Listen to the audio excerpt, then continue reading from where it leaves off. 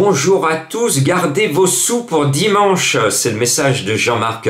On va, comme tout bon vendredi, vers ce que j'appelle un Black Friday. Ça fait 2 ans que j'ai remarqué avec vous que souvent les vendredis, que ce soit en nocturne au trot ou en semi-nocturne au galop, on a droit souvent à des arrivées un peu bizarroïdes et souvent c'est la porte ouverte à de belles cotes. Donc là c'est évident qu'avec 16 partants, tous les ingrédients sont réunis au grand galop pour qu'on ait une arrivée difficile à trouver. Donc je vous mets un 0 sur 5, on va essayer quand même de s'amuser à trouver peut-être le couplet. Et oui, pourquoi jouer tout le temps dans le quintet? Pourquoi, quand vous voyez, vous sentez que c'est dur, vous allez vous obstiner à jouer au quintet? Mais n'oubliez pas qu'il y a le jeu simple, gagnant placé, n'oubliez pas qu'il y a le couplet, gagnant placé, n'oubliez pas qu'il y a le tiercé, que vous pouvez faire en champ réduit, n'oubliez pas le quartet plus aussi, qui est un peu plus facile à trouver que le quintet. Il n'a pas bonne presse, on en parle peu, mais il existe le quartet plus, voilà. Et quand c'est difficile, il vaut mieux jouer un cheval que vous voyez bien et l'appuyer un petit peu, c'est comme ça qu'on gagne aux courses. Bon.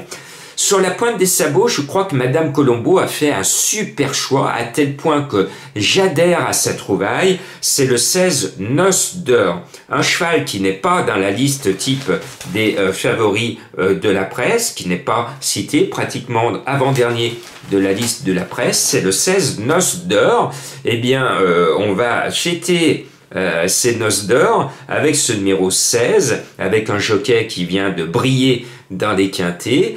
Moi, je le sens bien, ce 4 ans, il est régulier, il est en forme, il a tout pour lui. Bravo Madame Colombo, excellent choix. Je le mets en tête à la surprise de mes confrères. Et puis, après, c'est un cheval qui m'a fait mentir 2 fois. Le 10 Puerto Madero. L'avant-dernière fois, j'étais chaud comme la braise. Et son jeune jockey, le fils de l'entraîneur, il part, il discute dans le peloton, il regarde à gauche, à droite. Pendant ce temps-là, les chevaux, ils étaient partis, il a perdu sa place. Et donc, j'étais furieux parce que j'étais chaud, le jockey n'était pas très inspiré ce jour-là. Heureusement, le fiston a dû avoir quelques remontrances à l'écurie au retour, et le fiston, le coup d'après, il a bien mieux monté. Mal m'en a pris d'avoir gardé une petite dent contre ce jeune jockey que j'aime bien malgré tout, et paf, il est dans le tiercé. Bon, cette fois, ce n'est pas le fiston, donc je reprends de ma confiance avec le 10 Puerto Madero. Il va gagner son quintet en 2023. Chut, je ne vous ai rien dit. Bon, en haut de tableau, il y a 2 bons chevaux.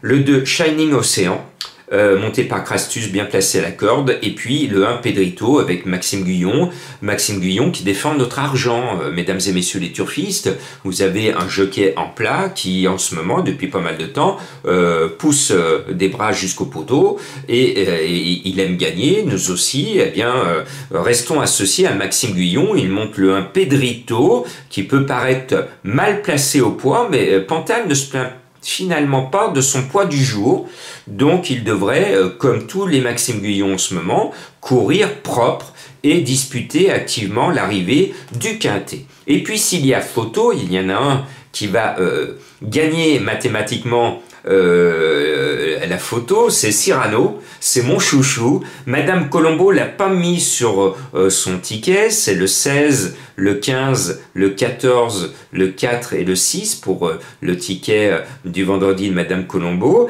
Elle ne m'a pas mis Cyrano alors qu'elle veut aller passer sa retraite à Bergerac. Bon, moi j'ai pas envie, je vous l'avais déjà dit la dernière fois, j'ai peur de m'ennuyer à Bergerac. Bon, c'est très joli, mais voilà. Bon, le 9 Cyrano, lui, je l'aime bien. Il est bien placé au poids, bien placé à la corde.